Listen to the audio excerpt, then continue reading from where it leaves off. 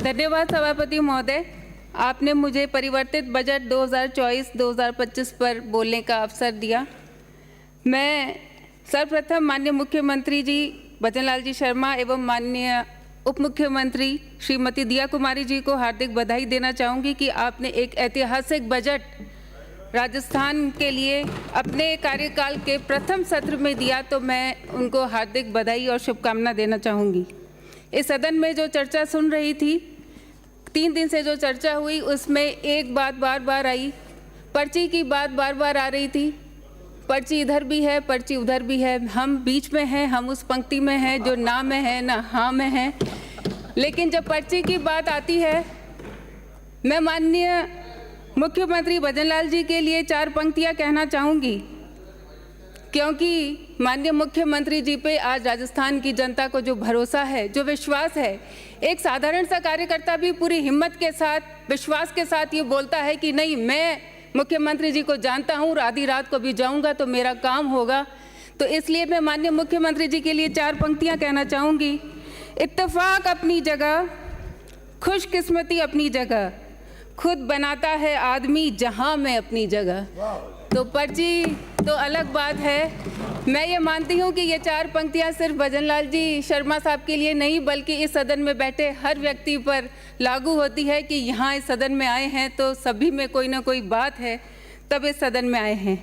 बोलने का वक्त बहुत कम है, लेकिन फिर भी मैं चाहूँगी कि आप सभापति महोदय मुझे संरक्षण दें और मैं अपनी बात कर पाऊँ। आप बोलो।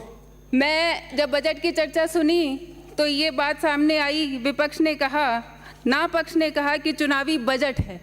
मैं मानती हूँ कि चुनावी बजट बोलना ही इस बजट की खासियत को हमारे सामने लेकर आता है, क्योंकि जब आप चुनावी बजट बोलते हैं तो इसका मतलब ये होता है कि जो नीति है वो स्पष्ट है और जो नीयत है वो नेक है।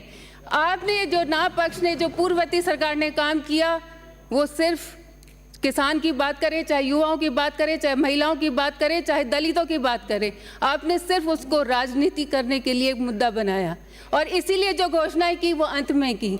मैं धन्यवाद देती हूँ आदरणीय मुख्यमंत्री भजनलाल जी शर्मा साहब को और श्रीमती दिया कुमारी जी को, जिन्होंने पूरे राजस्थान के विजन को ध्यान में रखते हुए इस प्रदेश को फिर से आगामी श्रेणी में किस तरह लाया जाए, इसके लिए उन्होंने जो ये बजट दिया, मैं धन्यवाद देती हूँ और राजस्थान की पूरी जनता की तरफ से धन्यवाद देती हूँ। अभी बहुत सारी चर्चाएं हुई, युवाओं की बात सभी करते हैं। मैं आपसे पूछना चाहूँगी कि ये जो युवाओं के रोजगार की बात करते हैं, कहाँ गए थे पिछले 5 साल जब हमारा राजस्थान बेरोजगारी में दूसरे नंबर पर था? बेरोजगारी भत्ता देने की बात करते हैं, युवाओं को बेरोजगारी भत्ता नहीं, रोजगार चाहिए। कहाँ हमारे प्रदेश को आप अग्रणी श्रेणी से निकालकर, मुझे ध्यान है जब आदरणीय मुख्यमंत्री वसुंधरा राजे जी थी तब हमारा प्रदेश शिक्षा में पहले नंबर पर था, रोजगार में पहले नंबर पर था, कौशल प्रशिक्षण में पहले नंबर पर था, जल स्वावलंबन अभियान में पहले नंबर पर था। पिछले 5 साल में क्या दुर्दशा कर दी राजस्थान की, देखते हुए अफसोस होता है। अभी 10 करोड़ सड़कों की बात हो रही थी।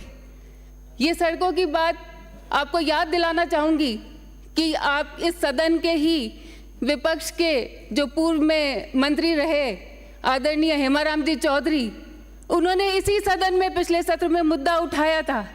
जो सड़क बनी थी वो सड़क बनाई थी वहाँ हमारे बाड़मेर विधानसभा के विधायक की एक फर्म ने, उनके रिश्तेदार की फर्म ने, और उस सड़क की स्थिति ये थी कि वो बनने से पहले ही जर्जर अवस्था में पहुंच गई। ये पिछले समय की सड़कों की हालात थे। शिक्षा की बात करें, बार बार शिक्षा की बात आती है। अभी किसी माननीय सदस्य ने पिछले दिन में कहा था कि किसी की हिम्मत नहीं कि इंग्लिश मीडियम स्कूलों को बंद कर दें, हम देखते हैं कैसे बंद कर देंगे। ये विपक्ष से बात आई थी।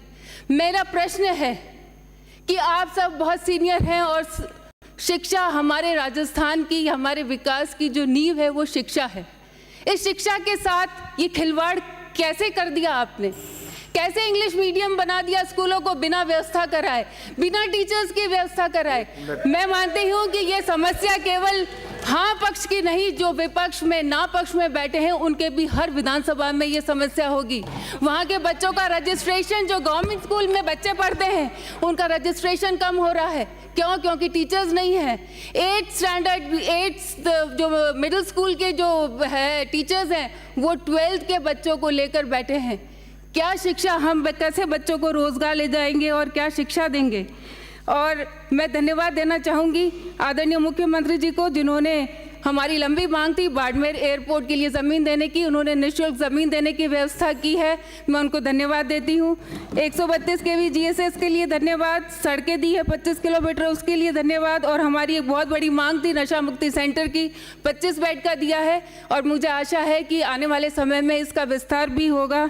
मैं मांग करूँगी कि एक मिनट मांगने तो दीजिए सभापति महोदय, सदन की नेता अपना वक्त बस मांगने दीजिए, एक चीज मांगने दीजिए कि मैं धन्यवाद देती हूँ आदरणीय मुख्यमंत्री जी ने जो हरियाणा राजस्थान मिशन की बात की है, जो अर्बन लंग्स की बात की है, एक ऑक्सीजोन पर ऑक्सीजोन की मांग हमने की है, जिसमें बावड़ियां हैं, जिसमें धार्मिक स्थल है, तो उसमें एक 5 किलोमीटर के क्षेत्र के अंदर अगर वो ऑक्सीजोन का प्रोजेक्ट हमारे बाड़मेर को दिया जाए तो निश्चित रूप से वहाँ पर्यावरण को बचाने में मदद मिलेगी। बिजली में 2 नए उपखंड दिए जाए और PSC बेरीवाला तालाब और सनावड़ा को क्रमोन्नत किया।